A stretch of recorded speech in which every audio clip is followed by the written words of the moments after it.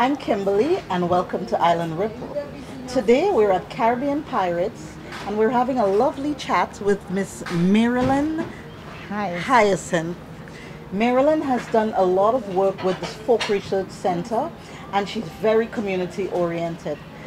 Marilyn has a very enlightening story for us today about a centenarian that we have in St. Lucia. She is 108 years old, people, 108. And her name is Eldika Nicholas.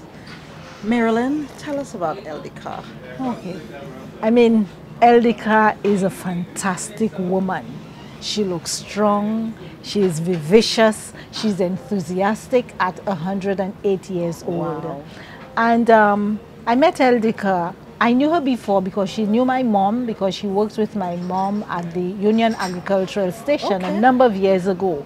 But in terms of meeting her as a person, it was through a friend of mine, Maria, who was her neighbor. And she had some unfortunate experiences when she was about 105. And so Maria started talking to her and I became part of it. And we decided to put a little story about her life together. So Eldika told us that she was born at Dauphin. Dauphin is one of the areas in St. Lucia during the colonial times was settled by the Europeans. And also this was a place of Amerindian sites. So we have the petroglyphs, we have ruins of walls and so on, because there was a first church there. So Eldika was brought up in this area, in Dauphin. And she left Dauphin when she was probably in her late teens, and she moved out of Dauphin. And the interesting thing about it, after leaving Dauphin at the age of 18 or 19, Eldika is now 108 years old. And it was only last year, 2022, that we took Eldika back to Dauphin. Amazing. And you could have seen the joy and the excitement and reminiscing about Dauphin and the beach and how she used to bathe in the sea with her friends, the amount of fish that was available, canoe racing and so on during Easter season and during the August holidays and so on. Very interesting. You speak of her going up to that place. Did she need assistance? Did she walk by herself? What is she like? The interesting thing about Eldika, when we got to the place, that's last May 2022, before we visited her home, in fact, when we got there, the expression she said, "Taya moja flat." Taya moja She flat. tired. Her feet, she said. Feet are tired. Number 11. Yeah, she referred to them as taya moja flat because I'm a pasamashi. We told her, we encouraged her to come. She entered the vehicle. We took her. When she got to the place, she got out of the vehicle. Nobody had to give her support. She just walked straight to one of the places, and then she shared a story with us, and she told us there she remembered that they were cutting cane and this young man got his hand cut off. Wow. And there was blood, and she was just reminiscing about, you know, what happened. And she was so excited. Moi, j'ai voulu sortir dehors, marcher à sous terre pour dernière fois, puis tu passes à sous cahier. Maman, regardez ça, détail à flat. Nous allons la gas station, nous allons mettre va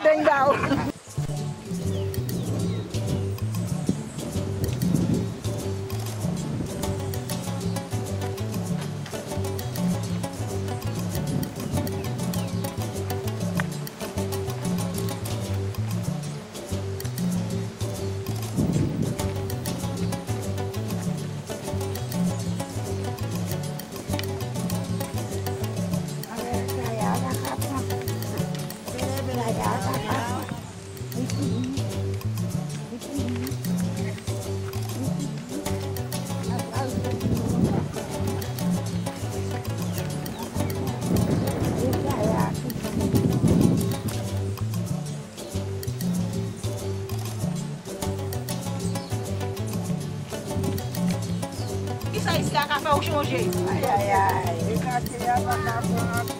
Regardez, il y a bien. Regardez, il y a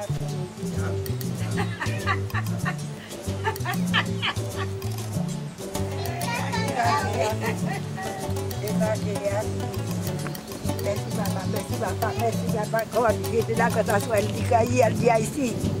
Oui, ma force est plus quoi, mais t'es conscient, j'étais là quand ça soit, ma force est plus quoi. On dit 12 et mes voyez, mais. Merci papa. Quand ça descend là, à là, mais moi descend.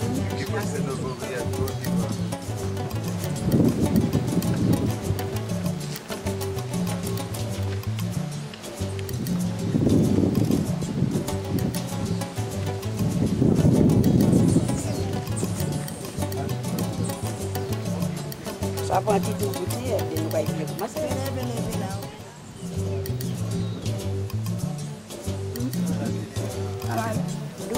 Elle dit qu'il y a un peu d'eau, quand la main d'eau, quand des enfants, quand des artistes, quand des musiciens, quand des dinos. Aïe, aïe, aïe. Elle dit ILDIC. NICHOLAS. Elle dit Nicolas. For a 108-year-old to walk that walk and remember all of this is truly amazing.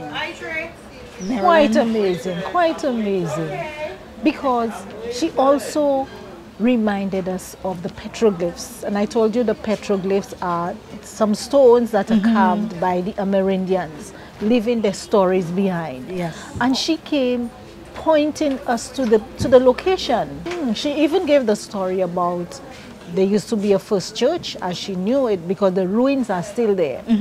And she said, she told one of the guys who was with us, yo di, goma maman di pouet la, yo di, amoun di pouet la pour danser, se y pa danser, y kay mort. Et puis pouet la danser, puis pouet la pa te vle mort. But what does that mean? Was that some superstition or something? I don't even understand, but she didn't give any reason what it, but we've heard it before, and they said one of the reasons why Dauphin there is no longer a church because the priest danced, and a priest is not supposed to be dancing. So there could have been some kind of fete or something, and they forced the priest into dancing when he probably did not want to. But we know that could be old wives' tales. It could be. But all of these things she was reminiscing and reflecting, reminiscing about and reflecting Imagine having someone to tell you these stories. So Dauphin, for those of you who do not know, is located in the north of the island. Now Eldika is still alive.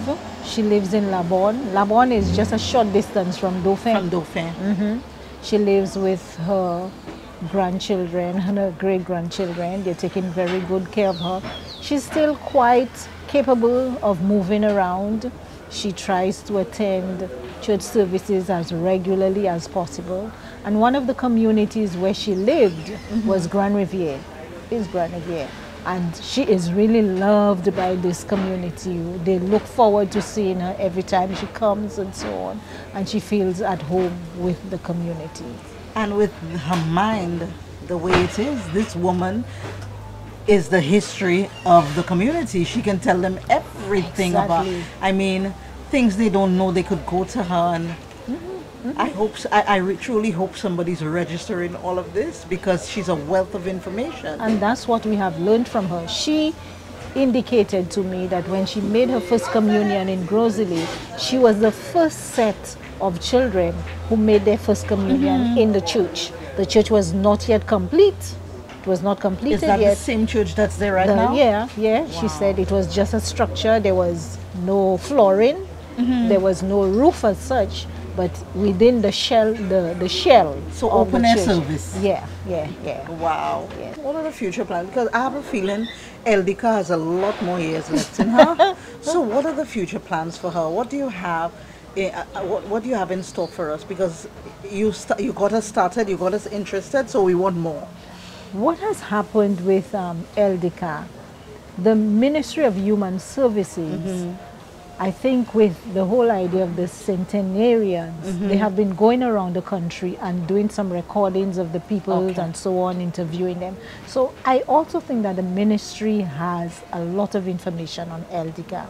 And I'm hoping that all this information that is present somewhere with what we have and what probably the ministry has, and interviews with the family in particular. I don't think we have spent any time talking to the members of her family to get some information, and even the community itself where she has lived for years and so on. So we need to be able to bring these people together so that we can get more information to be shared, because that's a marvel.